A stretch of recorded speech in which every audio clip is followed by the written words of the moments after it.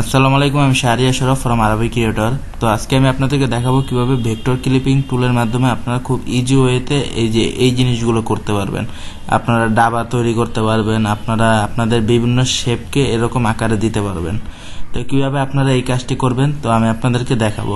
তো চলুন দেখা যাক। তো প্রথমে আপনারা আপনাদের যে জিনিসটার ভিতরে আপনারা এই জিনিসটা করতে চাচ্ছেন সেটাকে সিলেক্ট করবেন। সাপোজ আমি এই গোল এটা দিয়েই দেখাচ্ছি, আমি এই গোলটা নিলাম, গোল সার্কেলটা নিলাম।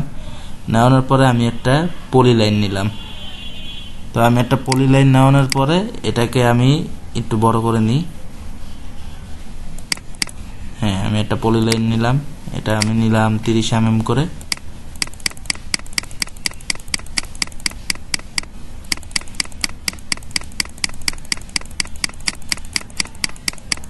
হ্যাঁ, এই পর্যন্তই নিলাম।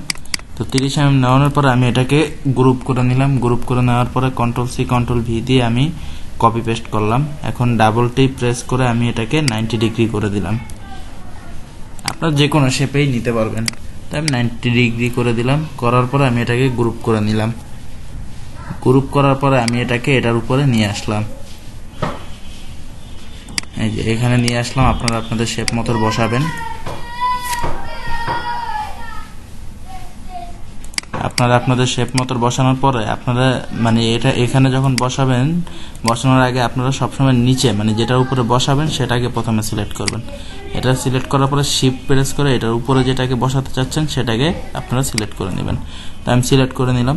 এখন আপনারা বাম সাইডে একটু নিচে আসলে এই যে পজিশন কম্বাইন ট্রিম ভেক্টর, এখানে দেখবেন যে লেখা আছে ভেক্টর ক্লিপিং।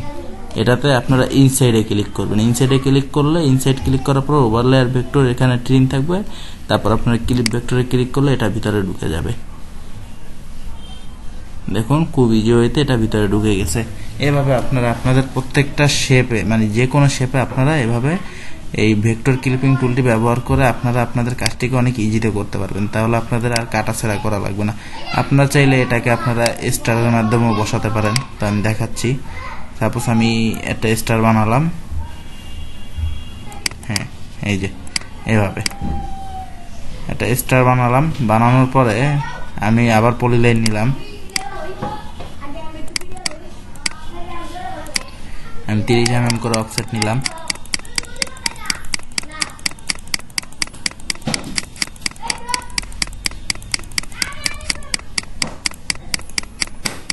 তো আমি এটাকে গ্রুপ করে নিলাম। আবার Ctrl+C Ctrl+V দিয়ে আমি এটা কপি পেস্ট করে নিয়ে টিতে প্রেস করলাম, ডাবল টি। দেন আমি এটা সাপোজ 60 ডিগ্রি করে দিলাম। এটাকে আমি 90 ডিগ্রি করে দিলাম। আপনারা আপনাদের যে কোনো শেপ অনুযায়ী এটাকে বসাতে পারবেন। 90 ডিগ্রি করার পরে আমি এটাকে এই যে এখানে নিয়ে আসলাম।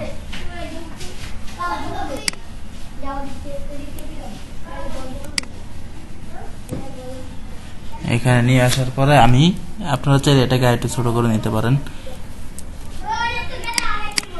এটা নিচেরটাকে ধরবেন, দেন উপরেরটাকে ধরে আপনারা আবারও চলে যাবেন আপনাদের ভেক্টর ক্লিপিং এ। এই যে দেখুন এটাও হয়ে গেল। এখন আপনারা যদি চান যে এটার ভিতরে আপনারা ডাবা শেপটিকে দিবেন, ওই যে ফোম কাটিং যেটাকে বলে, ওইটা যদি দিতে চান তাহলে আপনারা ঠিক এভাবে রাখবেন। এটার উপরে আরেকটা কপি পেস্ট করার পরে আপনারা আবার ডাবল টিতে প্রেস করবেন। করার পরে এখানে আমি নিলাম প্রথমে 60 ডিগ্রি দিলাম একটাকে, আরেকটাকে আমি দিলাম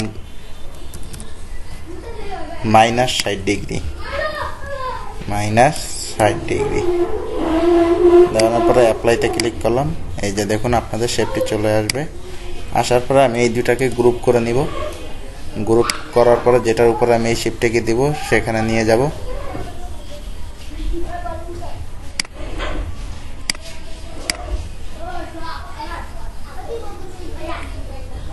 হ্যাঁ, সাপোজ এভাবে দেব। দেওয়ানোর পরে আমি প্রথমে যে জিনিসটার উপরে এটাকে বসাবো সেটাকে সিলেক্ট করে শিফট প্রেস করে আমি আবার চলে যাব ভেক্টর ক্লিপিং এ। যাওয়ার পরে আমি আবারও ইনসাইডে দিব। এখানে দেখুন আউটসাইড আছে, আউটসাইড দিলে আপনাদের এটা দেখুন বাইরের দিকে চলে যাবে। ভিতরে যা আছে তা থাকবে, এটা বাইরের দিকে বসে যাবে ভিতরটা কেটে। এখন আপনারা যদি ইনসাইডে ক্লিক করেন তাহলে দেখবেন এটা আবার নিয়ে নিবে। তো আমি আবার সিলেক্ট করে দিলাম। দেখুন আপনাদের ডাবা শেপটি হয়ে গেল। ডাবা শেপটি হয়ে গেল। এখন যদি আপনারা চান যে এই শেপটিকে আপনারা এটার উপরেও বসাবেন, যে এখানেও বসাবেন, তাহলে আমি দেখাচ্ছি।